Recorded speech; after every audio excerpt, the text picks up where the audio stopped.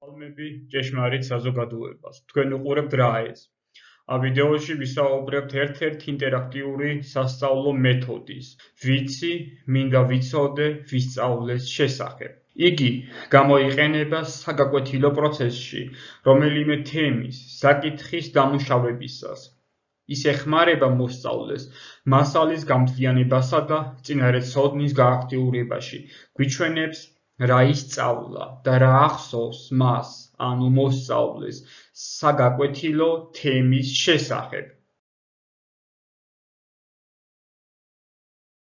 ეს მეთოდი ავითარებს ინფორმაციის დახარისხების უნარ-ჩვევებს, აძლიერებს შესასწავლის საკითხის შესახებ მეტი ცოდნის ფლობის მოტივაციას, ავითარებს კითხვის დასმისა და წერითი მეტყველების უნარ-ჩვევებს. გამოყენების წინაპირობა. მოსწავლეს უნდა ჰქონდეს გარკვეული წინარეცოდნა. სასწავლო საკითხი ახალ ინფორმაციას უნდა შეიცავდეს და აღძრავდეს ცნობის მოყვარეობას.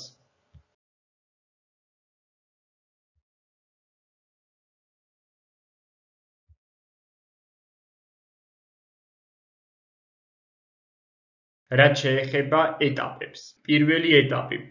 მასწავლებელი კლასს აცნობს სასწავლო მიზანსა და ტექსტს, რომელიც უნდა დაამუშავონ და სთხოვს სქემის შევსებას. პირველ გრაფაში უნდა ჩამოწერონ ის, რაც უკვე იციან, ახსოვთ თემის შესახებ. მეორე გრაფაში კი შეკითხვების საშუალებით უნდა ჩამოაყალიბონ ის, რისი გაგებაც სურთ სასწავლო საკითხის შესახებ. მეორე ეტაპი. ეს ეტაპი საკითხის გავლის შემდეგ იწყება, რაც გულისხმობს მესამე გრაფის შევსებას. მოსწავლეებმა უნდა ჩამოწერონ ის, რაც ისწავლეს.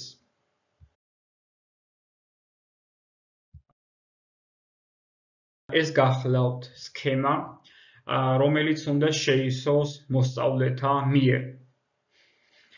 ეს მეთოდი კარგია განვლილი მასალის გასახსენებლად, ახალ მასალასთან დასაკავშირებლად და კონკრეტული თემის შესაჯამებლად.